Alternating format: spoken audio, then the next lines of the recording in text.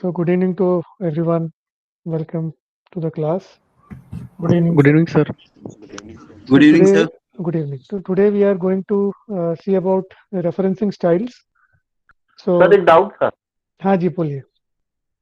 Sir आपने जो assignment दिया है वो कब तक जमा करना है? इसको जो है आप एक दो दिन में जमा कर दीजिए। एक दो दिन में सर? तो हाँ आरए का तो 24 सर सर थोड़ा सा रिक्वेस्ट है, टाइम दे दीजिए सर थोड़ा सा। हाँ आप लोग बताइए कब तक जमा कर पाएंगे। सर आरएम का 24 तक सबमिट करना है। ठीक है 24 को ही कर दीजिए सभी लोग तो भी चलेगा। Okay, thank you very much sir. जी sir, thank you sir. Thank you sir. Thank you sir. Welcome welcome welcome, no problem. Sir CT1 तो 21 को ही है ना, फिक्स हो गया क्या सर? हाँ मैम ने तो बोला है। अच्छा, तो मतलब CT1 के बाद हम जमा कर सकते हैं ना सर? हाँ हाँ कर सकते हैं। Okay sir.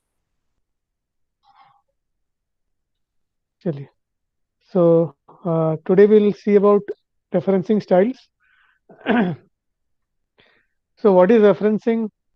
By definition, referencing is a standardized way of acknowledging the sources of information and ideas that have been used in assignment.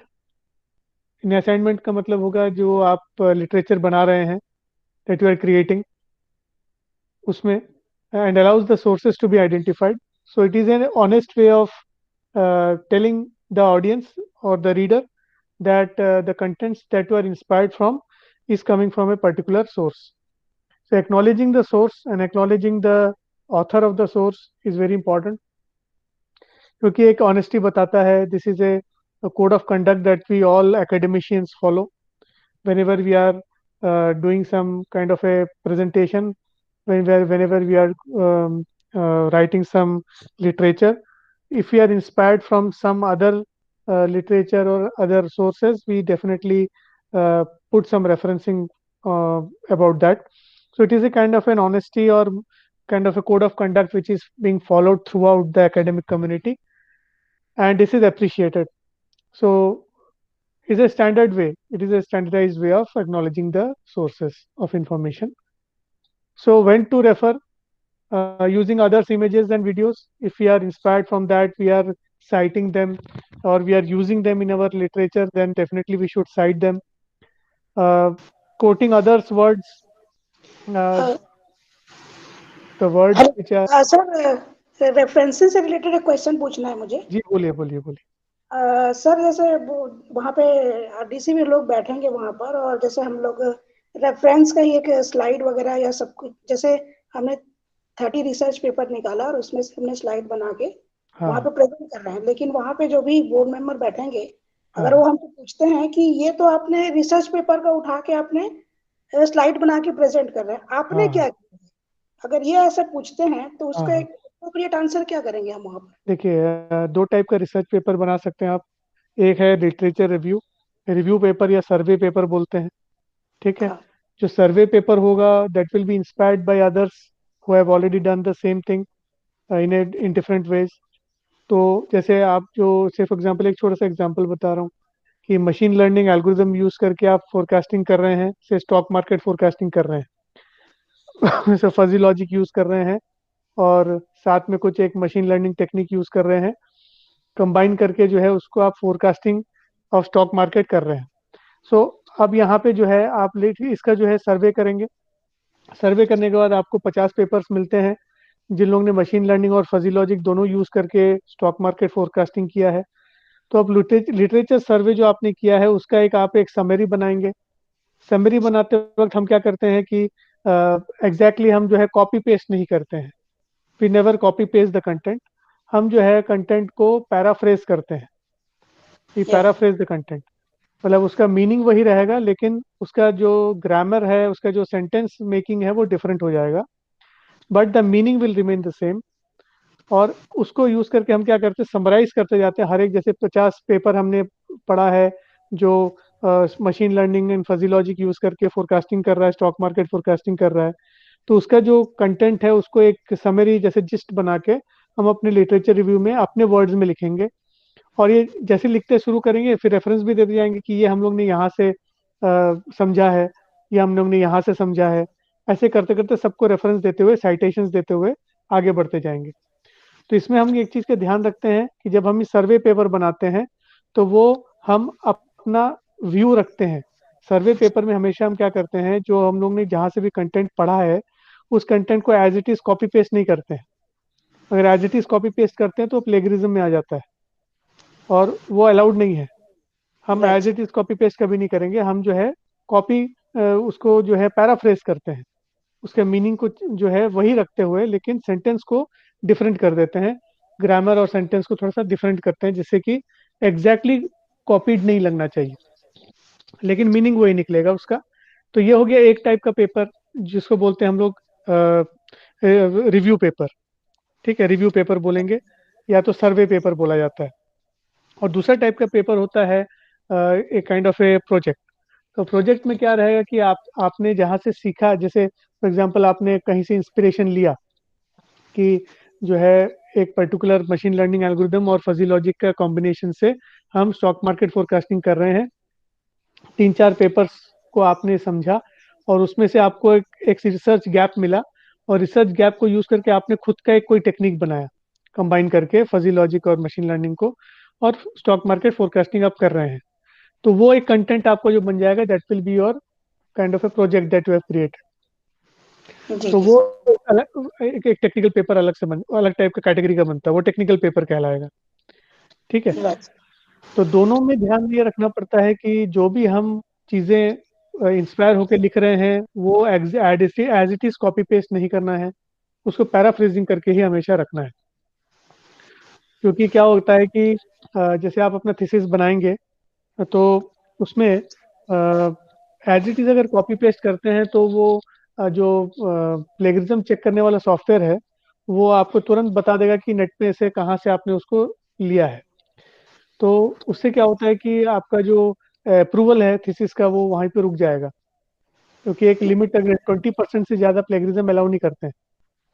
तो 20% तक अलाउ होगा, 20% से जैसे ही ज़्यादा जाएगा वो सेक्शन वाइज रहता है। एक्चुअली लिटरेचर रिव्यू का थोड़ा ज़्यादा रहता है, मॉडल का थोड़ा कम रहता है, उसमें प्लेगरिज्म कम मतलब कम होना चाहिए। और लिटरेचर रिव्यू में प्लेगरिज्म थोड़ा सा अलाउड रहता है। और कंक्लूजन में, एब्स्ट्रैक्ट में, इस सब में जो है ना उसका रेटिंग अलग अलग, उसका जो परसेंटेज रहता है। तो हम मान के चलते हैं कि 20% से ज़्यादा होना ही नहीं चाहिए किसी भी सेक्शन में। तो इसलिए क्या करना है, जब भी आप कहीं से भी इंस्पायर होकर कुछ भी लिखें उसका पैराफ्रेज जरूर करें। Paraphrasing is very important. ठीक है, उससे क्या होगा। हाँ जी,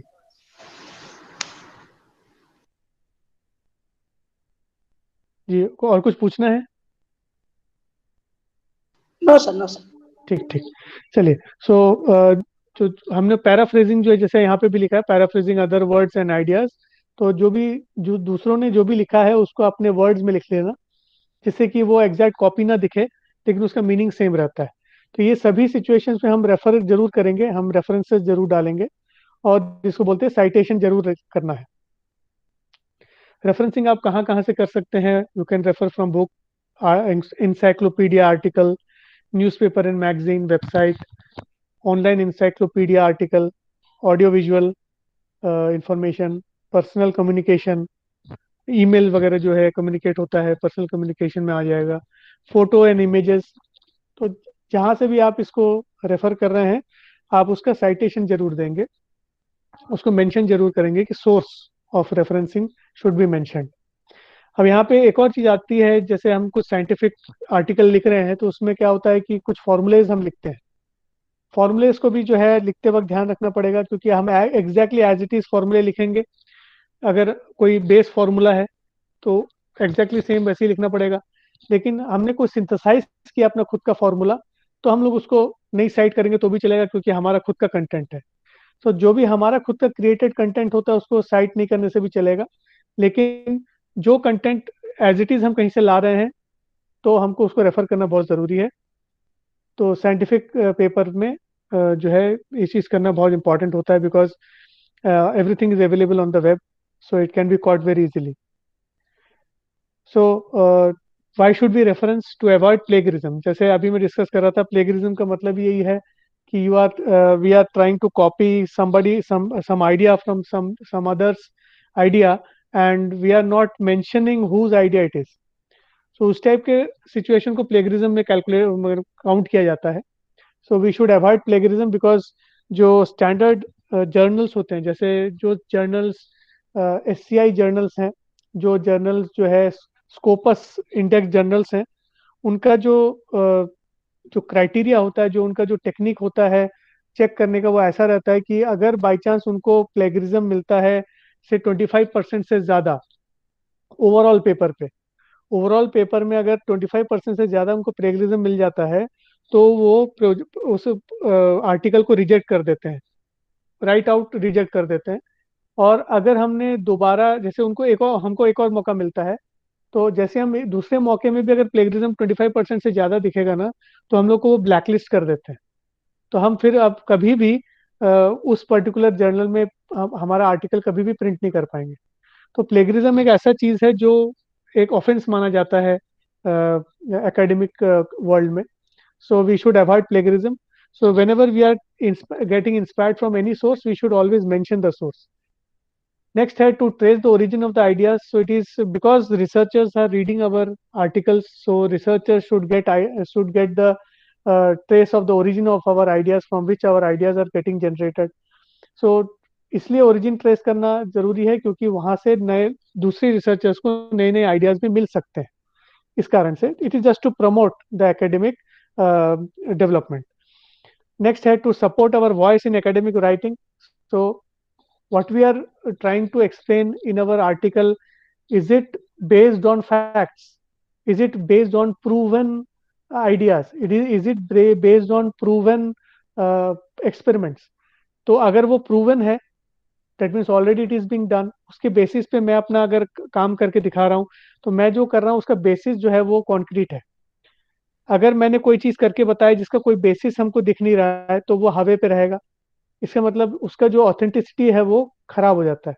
सो ऑथेंटिसिटी के लिए भी वी शुड पुट रेफरेंसेस.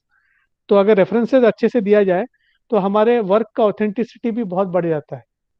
तो लोग क्वेश्चन कम करेंगे और उसको एक्सेप्ट ज़्यादा करेंगे.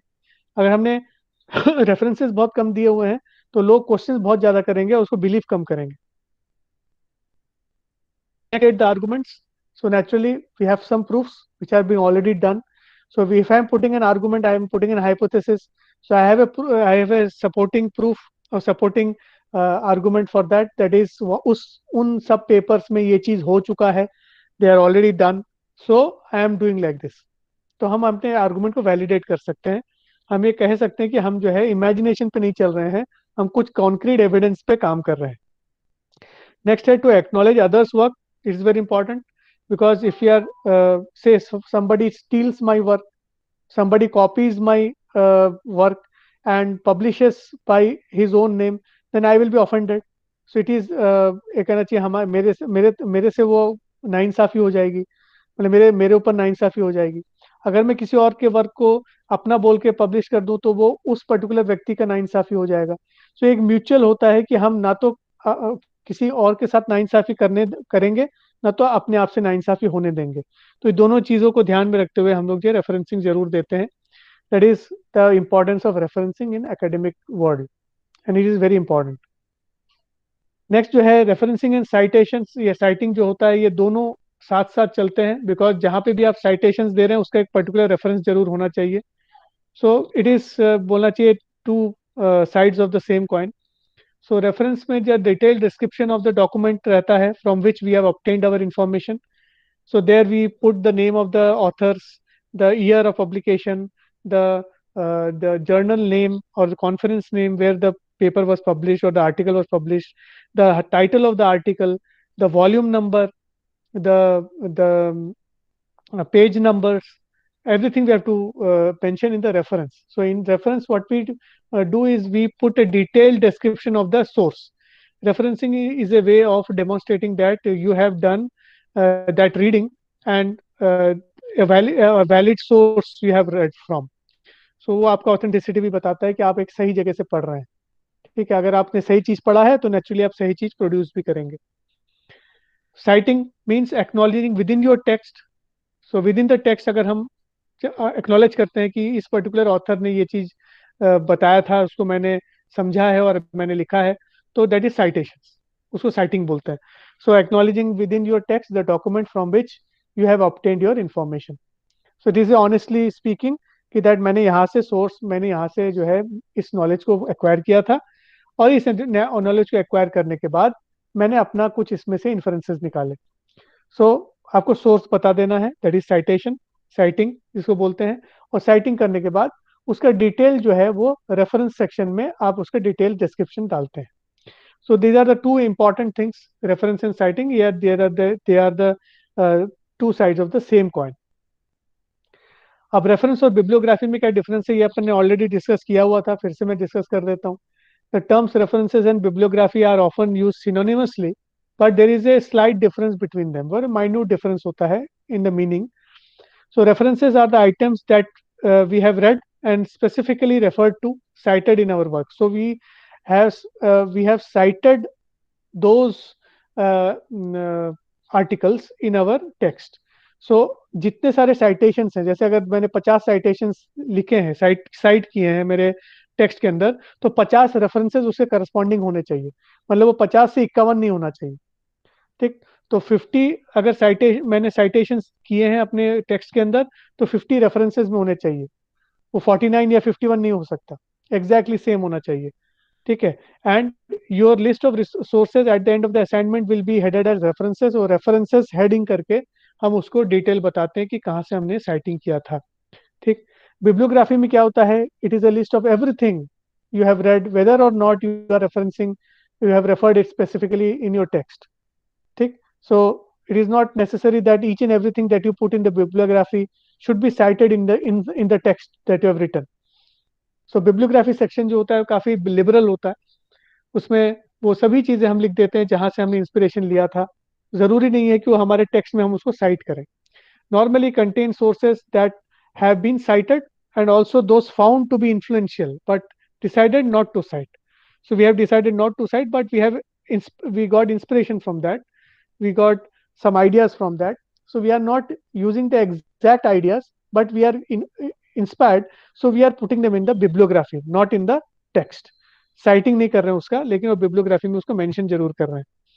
A bibliography can give a tutor an overview of which authors have influenced your ideas and arguments, even if you do not specifically refer to them.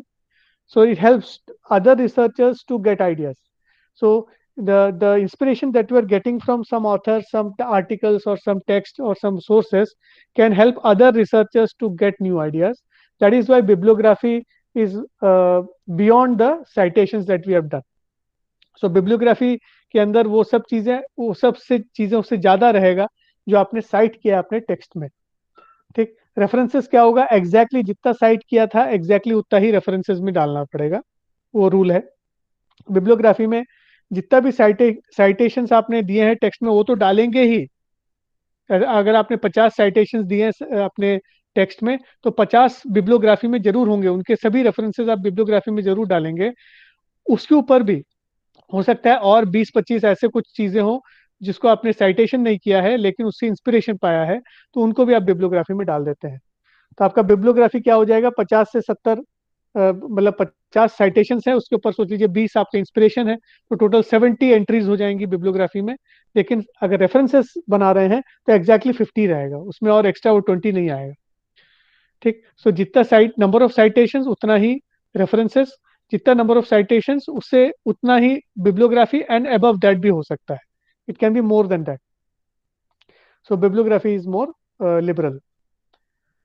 Next is the meaning of plagiarism. Very important, क्योंकि ये एक ऐसा खतरनाक चीज है जिसको हम गलती से करते हैं और इसको जो है दोहराना नहीं चाहिए. क्योंकि जैसे मैंने अभी कहा कि कुछ स्टैंडर्ड जर्नल्स होते हैं जो लोग जो है एक बार ही सिर्फ माफ करते हैं, दूसरे बार अगर हम पाए जाते हैं प्लेगरिज्म करते हुए तो हमको ही डीबार कर देते हैं हमेशा के लिए.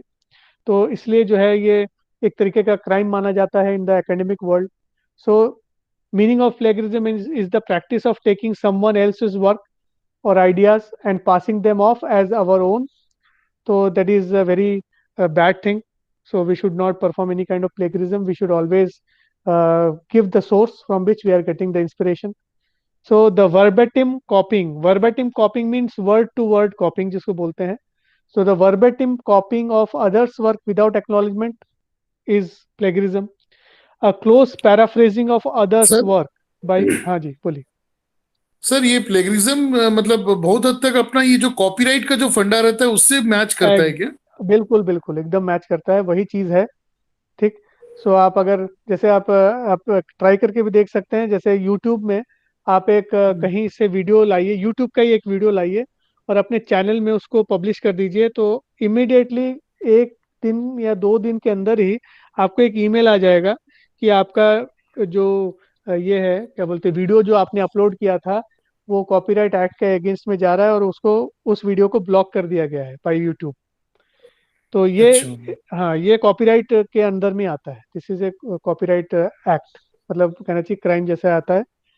सो अगर वर्ड टू वर्ड अगर हम लोग करते हैं तो दैट कैन बी कॉपीराइट. अगर अगर थोड़ा सा भी वर्ड्स अगर हम चेंज कर देते then it can not be come under plagiarism में नहीं आएंगे ना. नहीं कर सकते, लेकिन इसमें से आप सेकंड पॉइंट देखिए, क्लोज पैराफ्रेजिंग लिखा है. क्लोज पैराफ्रेजिंग ये भी एक जो है प्लेगरिज्म में आता है. क्लोज अच्छा, पैराफ्रेजिंग अच्छा. मतलब बहुत ज्यादा, मतलब आप सोच लीजिए कि सिर्फ 2-3 वर्ड चेंज किए हैं, बाकी का पूरा सेंटेंस सेम है, तो फिर भी गड़बड़ हो जाएगा.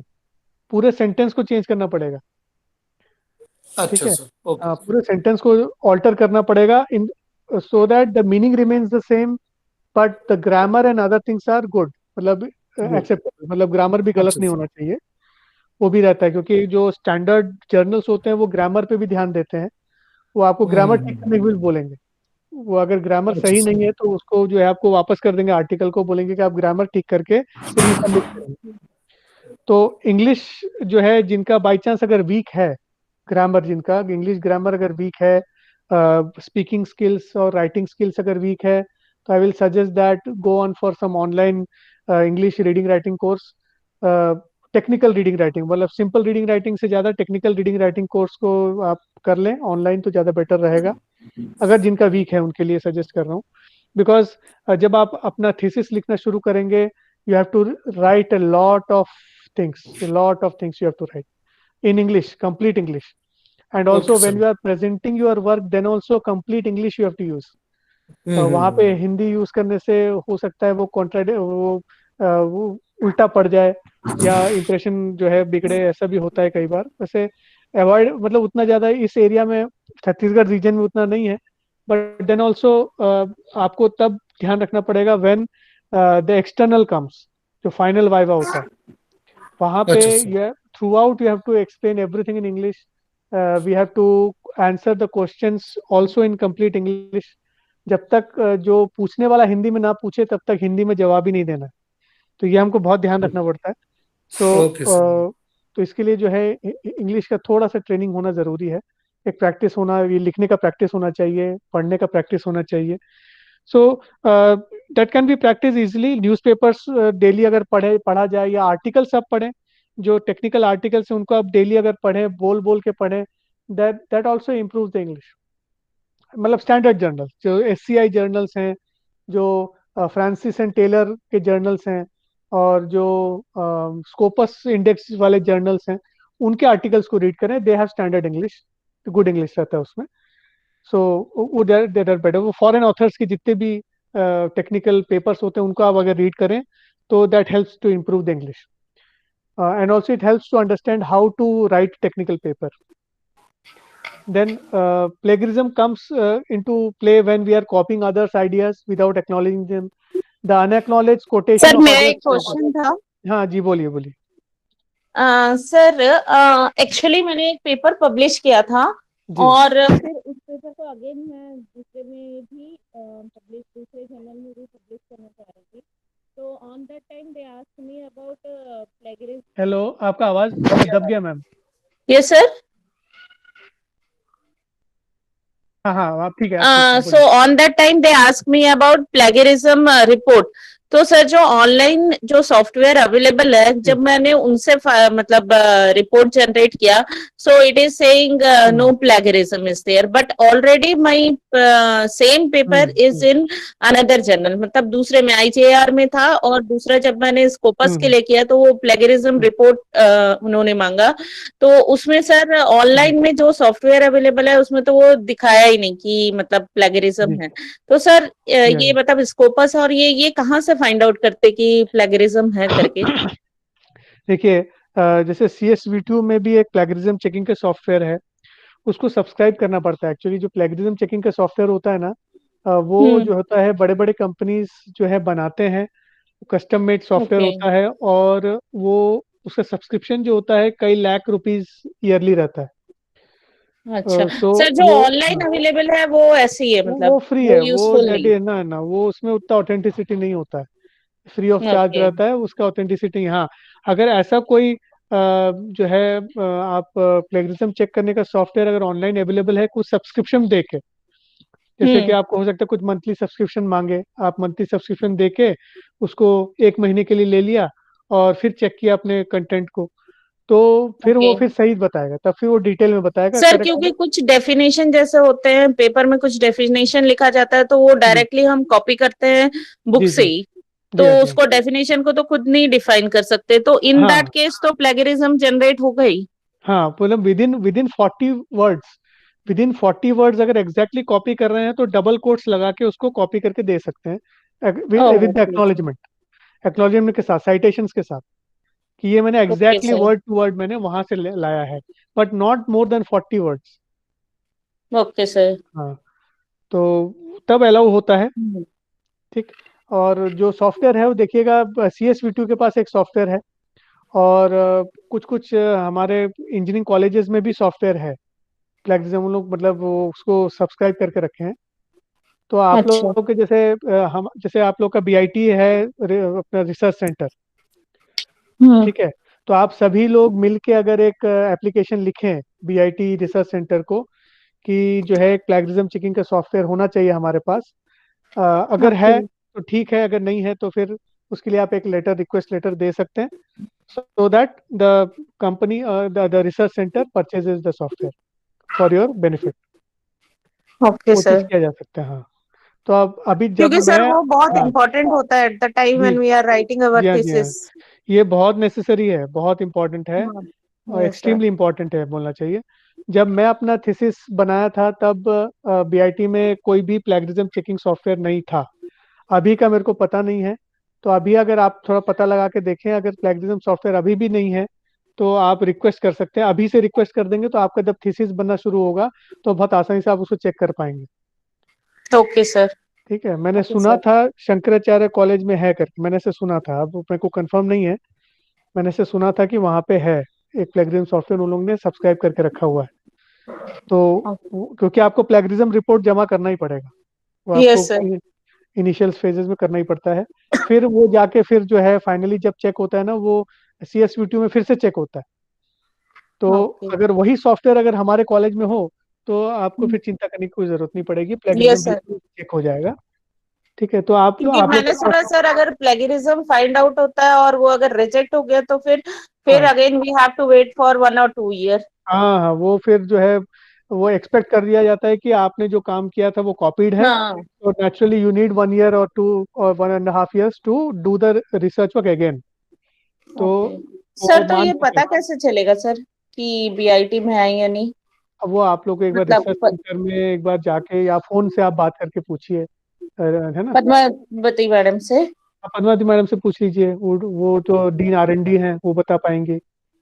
Okay sir. ठीक है ना, तो उनसे आप हम्म। जरूर पूछ लें, अगर वो अगर कहते हैं कि नहीं है तो उनसे रिक्वेस्ट कर लीजिए कि मैम हम लोग सब मिलके जो है एक लेटर लिख देते हैं, उससे होगा क्या, तो मैम आप लोग को ठीक गाइड है। कर देंगे, ओके सर। है ना। Okay sir. So this was about plagiarism. So it is a very dangerous thing for academicians. So what needs to be referenced? तो क्या क्या चीज़ों को हमको ध्यान रखना पड़ेगा कि we should reference things. So has it been presented formally into the public domain in some way? So is it available in the public domain? बहुत आसान है, अब गूगल स्कॉलर में जाइए, टाइप करिए, अगर वो कंटेंट आपको मिल जाएगा तो आपको समझ में आ जाएगा कि that is already there in the web, so naturally वो प्लेगराइज्ड है, तो आपको उसको रिफ्रेजिंग करना पड़ेगा। सो आप कहीं से भी कुछ भी आर्टिकल का कंटेंट उठा रहे हैं उसको कॉपी कीजिए करके आप जो है you put it in Google scholar. Google scholar में जैसे ही आप पुटअप करेंगे आपको उसका सोर्स तुरंत समझ में आ जाएगा, वो दिखा देगा किस जगह जगह में ये वर्ड्स यूज किए गए हैं, सेंटेंसेस कहाँ कहाँ पे है। तो एक आसान तरीका होता है इनिशियल, जिसको बोलते हैं प्लेगरिज्म चेक करने का तरीका है, गूगल स्कॉलर के थ्रू आप कर सकते हैं। तो नेक्स्ट है, has it been presented in a tangible form. Tangible form in the sense printed material या इंटरनेट पे। अभी इंटरनेट पे ही है, मैक्सिमम मटेरियल इंटरनेट पे अवेलेबल है।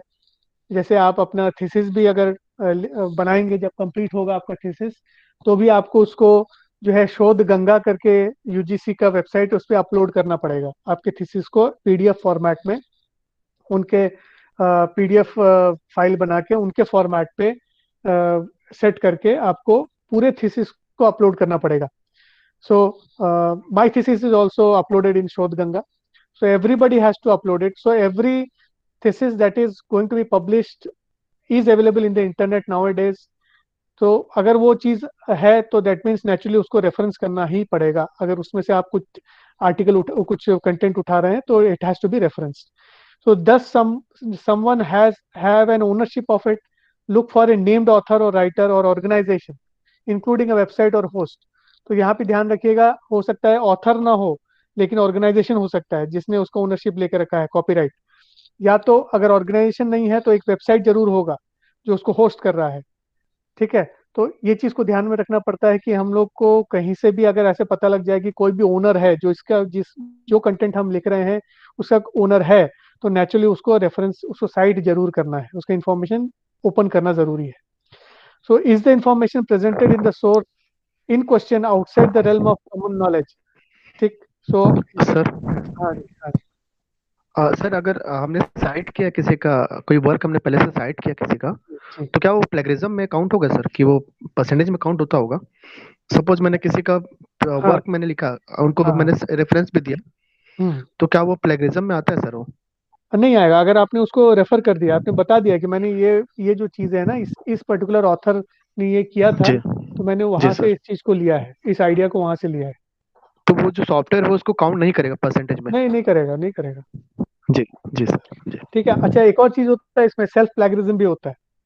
ठीक है। सेल्फ प्लेगरिज्म में क्या होता है कि आपने जैसे फॉर एग्जाम्पल एक आर्टिकल बनाया, आर्टिकल बना के आपने एक प्रिंट करवा दिया आर्टिकल को, आपका टेक्निकल आर्टिकल है, आपने प्रिंट करवा दिया है किसी इसमें जर्नल में, और फिर कुछ समय बाद आप एक नया आर्टिकल लिख रहे हैं जिसमें आपने अपने पुराने आर्टिकल के बहुत सारी चीजें लिख दी हैं, इंक्लूड कर दी, तो ये सेल्फ प्लेगरिज्म हो जाता है।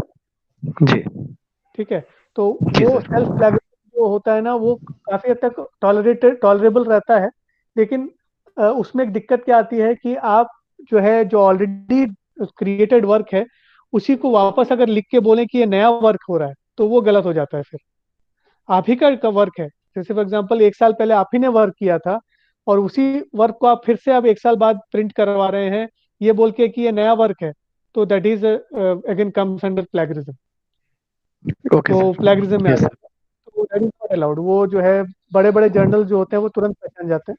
वो जैसे जी मैंने सर। कहा ना कि एक स्टैंडर्ड, आप अगर एक सब्सक्राइब प्रॉपरली, अगर सब्सक्राइब अगर चेकिंग सॉफ्टवेयर यूज करेंगे ना, तो आपको अपना आर्टिकल तुरंत तुरंत समझ में आने लगेगा कि कहाँ, एक एक लाइन तक आपको वर्ड वर्ड तक बता देगा कहाँ से आया है, कॉपी हुआ है। तो बहुत आसानी से आप अपने प्लेगरिज्म को चेक कर सकते हैं। जी तो सर। सेल्फ प्लेगरिज्म थैंक भी यू। नहीं होना चाहिए। हाँ, वेलकम। सो सेल्फ प्लेगरिज्म भी नहीं होना चाहिए कि अपने ही वर्क को हम 1 साल बाद अपने फिर से पब्लिश करने की कोशिश करें नया वर्क बोल के, तो दैट इज नॉट अलाउड। इसलिए जो है आपको ध्यान रखना है कि अभी जैसे अभी आपका कोर्स वर्क शुरू हुआ है, अभी जो आप पब्लिश कर रहे हैं ये आपके पीएचडी में इंक्लूड होगा, मतलब पीएचडी में माना जाएगा इसको, अभी से जो आप पब्लिश करना शुरू करेंगे। इसके पहले जो भी आपने पब्लिश किया था वो नहीं माना जाएगा। अगर उसको अगर आप अभी अगर यूज करते हैं तो वो प्लेगरिज्म में आ जाएगा। ठीक है। सेल्फ प्लेगरिज्म में आ जाएगा, भले ही वो चीज आपने पहले किया हुआ था, उसको अगर आप अभी दिखाएं कि मैंने अभी किया है इस पीएचडी वर्क के थ्रू, तो वो सेल्फ प्लेगरिज्म में आ जाएगा, वो रिजेक्ट हो जाएगा। तो हमको ध्यान रखना है कि अभी जो हम अभी अपना कोर्स वर्क शुरू हुआ है, तो अभी जो हम पब्लिश करेंगे वो हमारा ओरिजिनल वर्क में काउंट होने वाला है। इसके पहले जो भी अपन ने किया है उसको अगर एज इट इज अगर हम कॉपी पेस्ट करते हैं तो वो प्लेगरिज्म में आ जाएगा। तो ये चीज को थोड़ा भले ध्यान वो रखना हमारा पड़ेगा। खुद का क्यों ना हो। हाँ, खुद का क्यों ना हो, वो सेल्फ प्लेगरिज्म में आ जाता है। अच्छा सर, ओके। तो हाँ, उसका भी तरीका है। उसका भी तरीका ये है कि आप जैसे आपका आपका वर्क है, आपको मालूम है आपने क्या वर्क किया था, उसको आप जो है करिए, उसको भी अभी आप उसको पब्लिश करिए, लेकिन पूरा का पूरा आप पैराफ्रेज कर दीजिए, पूरा सेंटेंसेस को चेंज कर दीजिए। सर इसका इसमें एक चीज हाँ, रहता है, जैसे जो एमफिल करते हैं, जी जी एमफिल के बाद जब वो पीएचडी करने आते हैं तो नॉर्मली वही कोर्स में उनका काफी कुछ मैच रहता है, तो उस हाँ, केस में सेल्फ प्लेगरिज्म में नहीं आता सर। सेल्फ प्लेगरिज्म में आ जाएगा। उसमें उसमें मतलब क्या है ना कि उसको एज ए न्यू वर्क नहीं बता सकते है ना, एज ए न्यू वर्क नहीं बता सकते, क्योंकि ऑलरेडी पब्लिश्ड वर्क में आ जाएगा वो। अच्छा, ओके ओके। हाँ, क्योंकि क्या होता है कि जैसे होते दिक्कत कहाँ आएगी आपको पता है, वो आती है जब हम्म। हम एससीआई या उसमें स्कोपस में जब हमारा पेपर पब्लिश करने की कोशिश करते हैं, तो स्कोपस वाला या जो स्टैंडर्ड जर्नल्स होते हैं, जैसे मैंने बोला स्कोपस या एससीआई वाले जर्नल जो होते हैं ना, इन लोग आपके हम्म। पुराने पेपर को साइड कर लेंगे, बोलेंगे कि आपने ये ऑलरेडी किया हुआ है, कोई नया चीज आप नहीं करके दे रहे हैं मेरे को, तो वो पब्लिश ही नहीं करेगा आपको मटेरियल। तो आपका ओके ओके। मटेरियल पब्लिश ही नहीं होगा तो दो एससीआई कहाँ से होगा, क्योंकि आपको दो एससीआई चाहिए ना अपने प्रोजेक्ट इसके लिए, अभी थीसिस के लिए। अच्छा सर, अच्छा थीसिस, सर। हाँ, थीसिस तो तभी एक्सेप्ट होगा जब दो एससीआई हो गया है, या दो स्कोपस हो गया, या एक एससीआई एक स्कोपस हो गया, okay okay sir sir. UGC, तभी सर आपका यूजीसी जो चलेगा? है वो। हाँ, यूजीसी सर भी जो है यूजीसी। ना, मैं वो कहता हूँ वो रिस्की होता है, यूजीसी रिस्की होता है।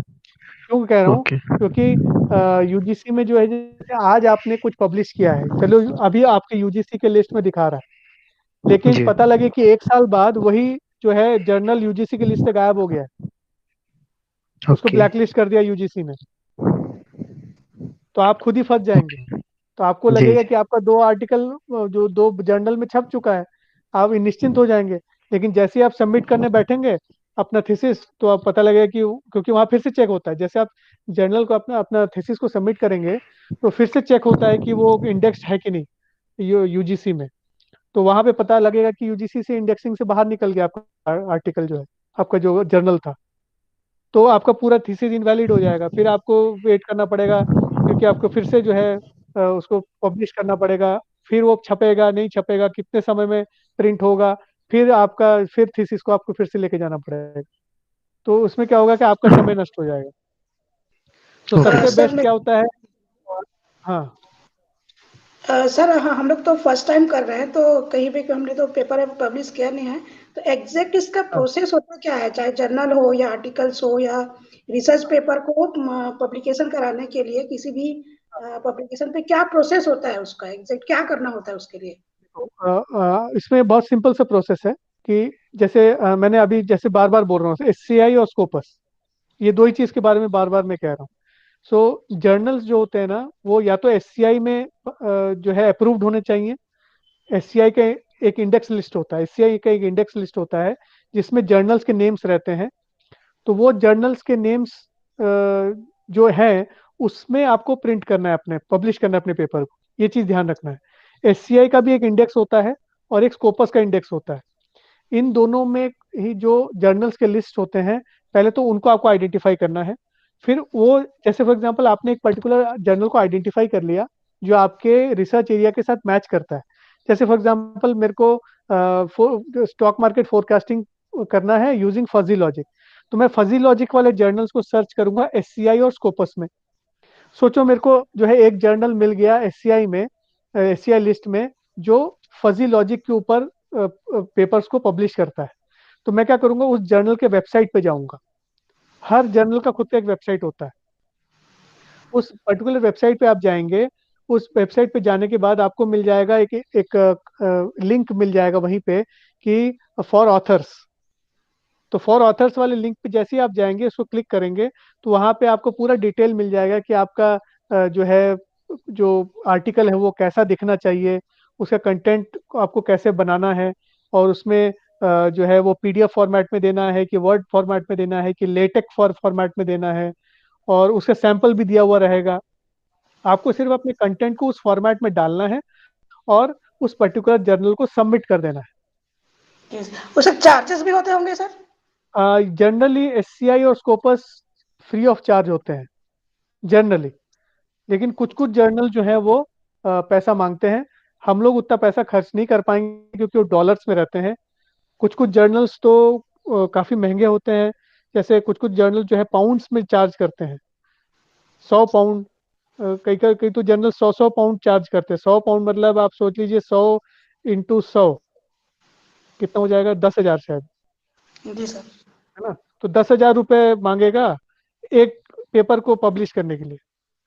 तो कुछ कुछ हैं जर्नल्स जो हैं जो पैसे मांगते हैं, जिसको उसमें पब्लिश नहीं करना है। हमको सिर्फ फ्री वाले जर्नल्स में ही पब्लिश करना है, क्योंकि फ्री वाले जर्नल्स में पब्लिश करना सबसे टफ होता है। SCI हो या स्कोपस हो, फ्री वाला जर्नल में पब्लिश करना सबसे टफ होता है, और वही चीज जो है CSV2 एक्सेप्ट करता है। आप जैसे CSV2 का फॉर्म देखेंगे जब आप अपना थीसिस जमा करने के लिए जब तैयार होंगे, तब उसमें एक फॉर्म रहता है, उसमें लिखा रहता है कि ये फ्री जर्नल है कि पेड जर्नल है। अगर फ्री जर्नल है तो ही उसको अलाउ करेगा, पेड जर्नल को अलाउ नहीं करता। तो थोड़ा वहां पे जाके काम अटकता है। इसलिए शुरू से ही ध्यान रखना है कि हमको SCI या स्कोपस में ही प्रिंट करवाना है, और वो भी फ्री होना चाहिए, एक पैसा नहीं मांगना चाहिए वो। तो जाके जो है आपका वैलिड हो जाएगा, आपका पब्लिकेशन जो आप करेंगे, 2 आपको पब्लिश करना है, वो वैलिड हो जाएगा। सर ये सर जो सेम पब्लिकेशन जो आप बता रहे हैं, इसका कोई अगर फॉर्मेट होगा तो ग्रुप में आप डाल पाए तो थोड़ा इजी होगा। हाँ, मैं एक प्रोसेस को भी आपको मैं देखता हूँ अभी, एक इसको स्लाइड्स बना लूंगा, मैं आपको प्रोसेस भी बता दूंगा। जी जी, ओके सर, थैंक यू हाँ, सर। ठीक ठीक, वेलकम। सर एक चीज पूछनी थी जी बोलिए। सर। जैसे यूजीसी की जो लिस्ट होती है जर्नल की, केयर करके जो होती है, जी, उसमें भी सेम चीज होती है, कुछ फ्री होते हैं कुछ पेड होते हैं। तो अगर उसकी हम नॉन फ्री वाले में पब्लिश करा, मतलब फ्री वाले में पब्लिश करा लें जो पैसा नहीं लेते हैं, तो वो सही होगा कि वैलिड होगा कि नहीं होगा? देखो देख लीजिए उसमें क्या होता है। मैं वो जैसे मैं कह रहा था ना, UGC लिस्ट जो है वो ऐसा है कि वो चेंज हो जाता है। तो आज अपन ने पब्लिश तो कर दिया, पता लगे कि 2 साल, 1 साल 1.5 साल के बाद पता लगे UGC ने उस जर्नल को अपने लिस्ट में से निकाल दिया, ब्लैकलिस्ट कर दिया, तो फिर हम क्या फंस जाते हैं उसमें। मैंने जो है करीबन 7 8 9, करीबन मेरे 9 पब्लिकेशंस थे, उसमें से 3 4 मेरे जो है UGC के थे। तो जब मैं जब मैं मतलब 1 साल पहले, ठीक, जब मैं 1 साल बाद रेडी हुआ अपने थीसिस को जमा करने के लिए, मैं जब वहाँ गया प्लेगरिज्म चेक करने वगैरह के लिए, तब मेरा चेक हुआ आर्टिकल्स जो मेरे पब्लिकेशंस थे। तो मेरे उसमें से जो 4 पब्लिकेशन जो UGC में दिखा रहे थे, उसमें से 2 पब्लिकेशन गायब हो चुके थे UGC लिस्ट में से। अरे हाँ, तो वो दिखाई नहीं रहा, UGC के उसमें लिखा ही नहीं रहा, पहले दिखा रहा था। तो वो दिक्कत हो जाता है। इसलिए ये जो है बहुत डेंजरस होता है अगर हम सिर्फ UGC के भरोसे चले। तो सबसे सेफेस्ट होता है कि SCI या स्कोपस लिस्ट में अगर है तो वो उसको वो भी फ्री होना चाहिए, वो भी एक पैसा नहीं लेना चाहिए। तो फ्री जर्नल्स फ्रॉम SCI और स्कोपस लिस्ट ओनली, इसी में ही पब्लिश करें और कहीं पे पब्लिश मत कीजिए।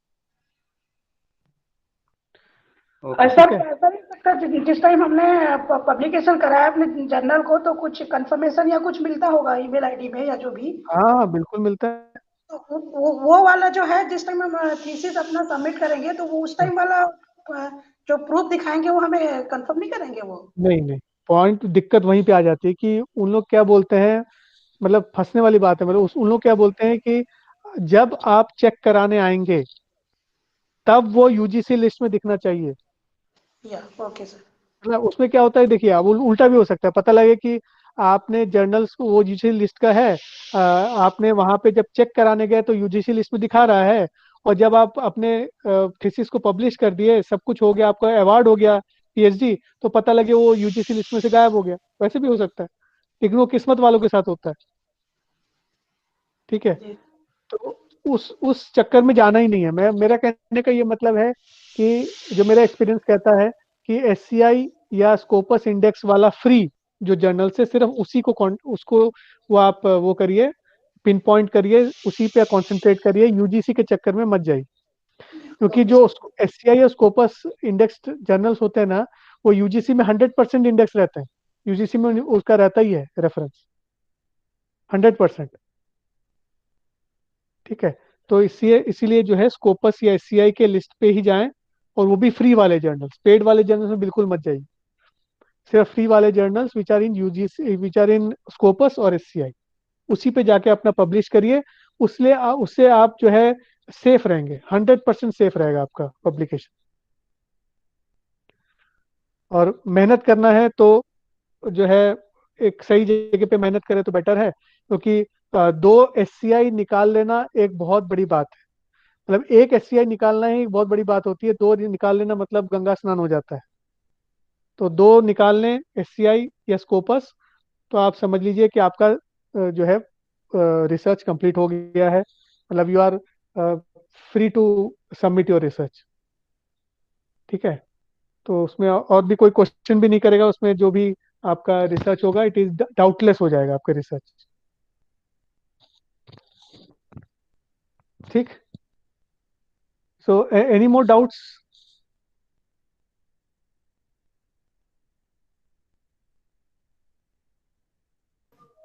No sir. Okay then, complete